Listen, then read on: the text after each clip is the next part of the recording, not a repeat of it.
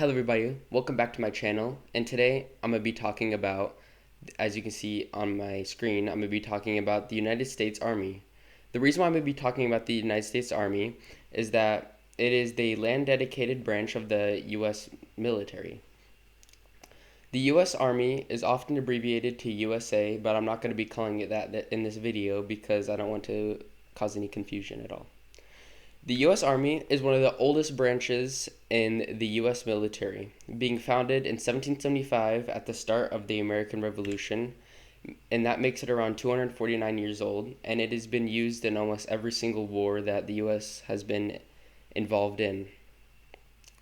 The U.S. Army has around 452,000 active duty personnel, over 325,000 people in National Guard, and over 176,000 people in the Army Reserves. And that comes out to around a total of 1,073,000 uniformed personnel, making them the third largest army in the world behind India and China. Even though the U.S. Army is not one of the biggest, or it is one of the biggest, even though it's not the biggest in the world, it is the most strongest army and most powerful army in the world. The U.S. Army is also split into three different components, as I said earlier, which are the active duty, the National Guard, and the reserves, with active duty being the first ones to go into war if we go into war, the second being the National Guard to defend us, and if we need to use them, they can also go into battle, and the Army Reserves are used last.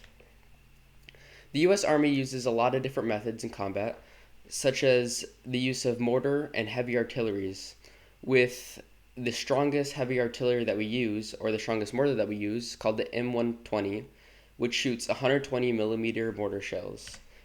And this is the smallest that shoots 20 millimeter shells.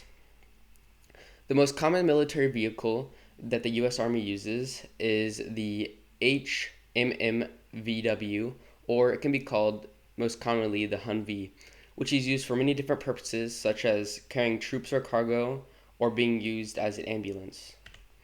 They also use many different combat vehicles, such as the M1A2 or the M2A3, which are tanks that are most commonly used by the U.S. military.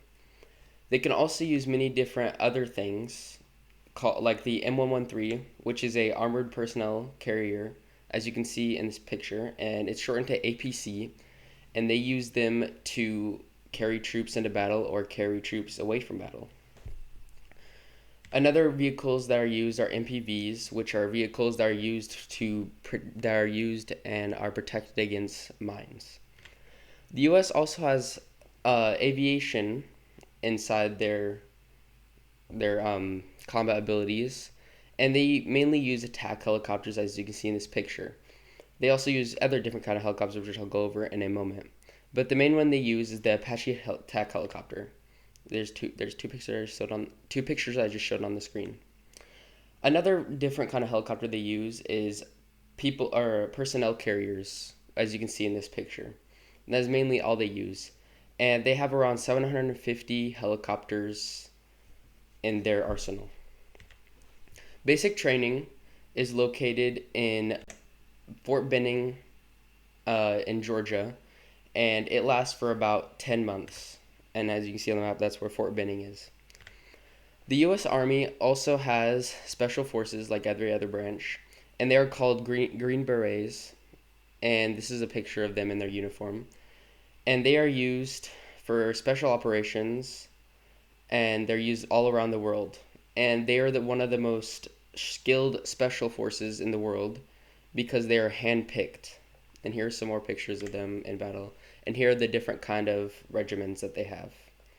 But that's all I have. Bye.